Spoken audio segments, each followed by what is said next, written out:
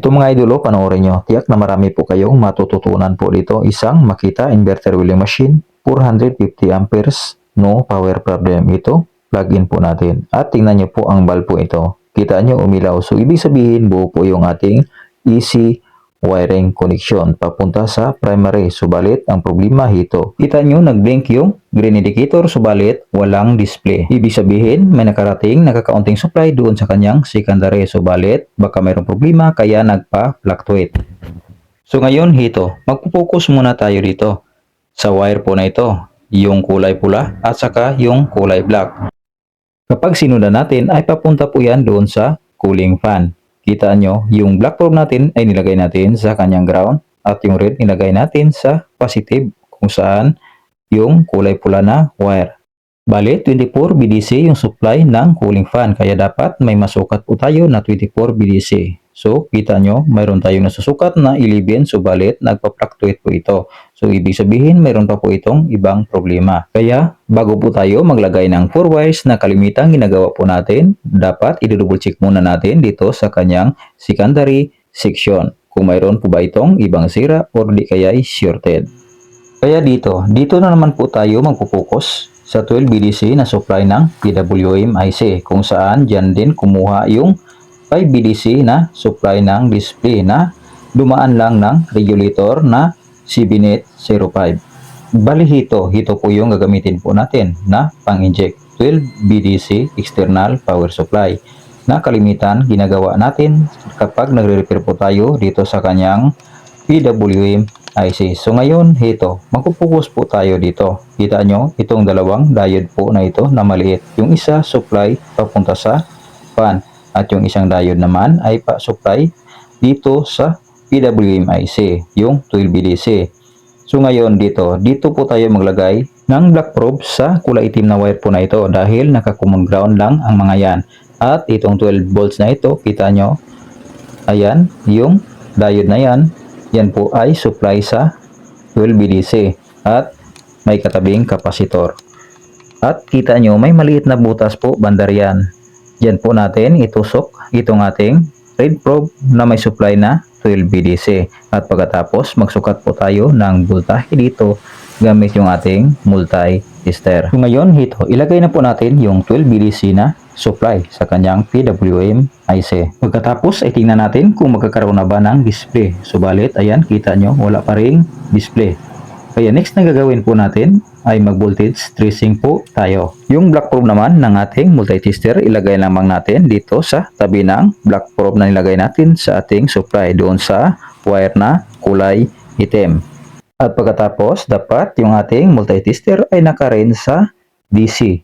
At ayan, naka-DC na. So ngayon, dito sa supply po tayo mag-check. Dito sa in-inject natin na supply. Kita nyo, mayroong 11.99 BDC. At ayan, tumawid po yan ng fusible resistor.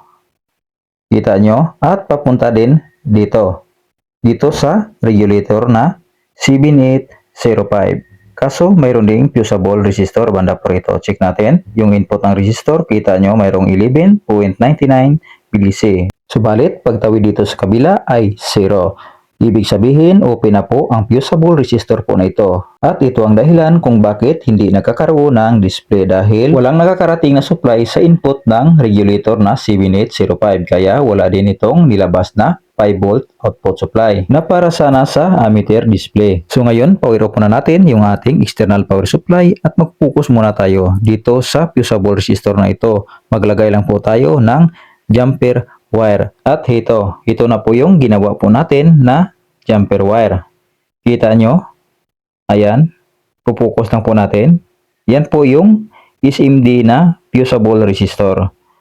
Nalagyan na po natin ng jumper wire kaya maglagay na po tayo ng supply. At kita nyo, umilaw na yung ating red probe. So ngayon, mag-check ulit tayo ng voltage. So, dito tayo kanina sa SMD na fusible resistor. Dito sa kanyang in, check natin. Ayan, meron tayong 11.99 BDC. Dito sa pagtawid, mayroon ding 11.29 BDC. So, ibig sabihin, buo na. So, dito sa supply, sa kanyang ammeter display, kita nyo, mayroon na ring 5 BDC. So it means mayroon na po itong display dahil mayroon na po itong supply. Ito tatanggalin lang po natin. Kita nyo, mayroon na po itong display. At dito, kita nyo sa likuran, dito may nakalagay. Dito, yung kulay blue ay 5 volts ground, yung white ay yung signal at yung sa kabila naman ay ground. So, okay na. Kaya, ibabalik na po natin yung ammeter display. At pagkatapos, tanggalin natin yung ating external na power supply. At pagkatapos, ay try na po natin na ipa-plug in. At yan, kung makita nyo mga idolo, nagkaroon na po ng display. Subalit, parang nagpa-fluctuate yung ating display. Ayan. Mayroon pa ring fluctuation. So, ibig sabihin, mayroon pa po itong ibang sira. Kaya, ang susunod naman natin na gagawin ay ito. Kung kanina, yung 12 volts, yung tinitrace natin, ngayon dito naman po tayo sa 24 BDC na supply sa kanyang fan. Dahil kung mapapansin nyo mga idol, no, yung kanyang fan ay hindi umiikot. Ngayon, ititest natin. Dito. Magpupokus tayo dito. Kita nyo, nagpa-fluctuate yung supply ng fan. Katulad pa rin nung dati, kanina. So ngayon, ito. Bago po natin pagkinalaan yung switching IC sa kanyang primary at bago po tayo maglagay ng 4-wire, try muna natin tanggalin yung kanyang cooling fan. At pagkatapos ay mag-check ulit tayo ng voltage. At ayan, kita nyo, mayroon na tayong 26.92 BDC at hindi na nagpa-fluctuate. At ngayon, tingnan natin yung kanyang display. At kita nyo mga idol, no, mayroon na po itong display at hindi na po ito nagpa-fluctuate. So, i-adjust natin yung amperahe. Kita nyo mga idol, no, hindi gumagana kasi ang knob po na ito ay decoration lamang po. At wala po itong connection sa loob dahil plastic lamang po ito. Bali ito po yung knob na gumagana. Ayan, kita nyo. Mari nating pataasan at mari din nating babaan yung display. So sa ganitong wheeling machine mga idol, no, yung isang knob po nito ay design lamang po ito. At para maniwala kayo, ito, ipapakita po natin. Kita nyo, isang wire lang po yung nakakabit sa knob po na ito. Yung nasa gitna na ground wire. So yung magkabilaan ay walang connection dahil kahit mayroong connection, yan po ay plastic at hindi talaga yan gagana. Decoration lamang po. So baling ito lang po yung isang knob ang gumagana po sa wheeling machine po na ito. So ngayon, suma total, ang problema po ng wheeling machine po na ito, ayun lang po yung kanyang fusible resistor at saka yung kanyang cooling fan. So ngayon, kahit walang cooling fan, ititest muna natin kung mayroon po ba itong output voltage. At pagkatapos, i-hard disk natin kung makalusaw po ba ito ng welding rod. At kita nyo mga idol, no, mayroon po tayong nasusukat na 51.5 BDC. Ayan. So ngayon, i-hard test na po natin gamit yung welding rod.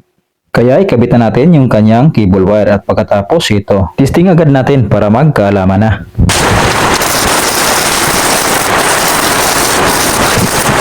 Ayan, ang lakas. So, kita nyo mga idol, no, mission success na naman po tayo. Pero advice ko lang mga idol, no, bago nyo po ito gamitin, kapag ganito, dapat palitan po yung kanyang cooling fan. Kaya bago natin ibigay ito sa may-ari, lagyan muna natin ito ng cooling fan. So, kung sa tingin nyo mga idol, no, nakatulong ang video ito, baka naman, yun lang.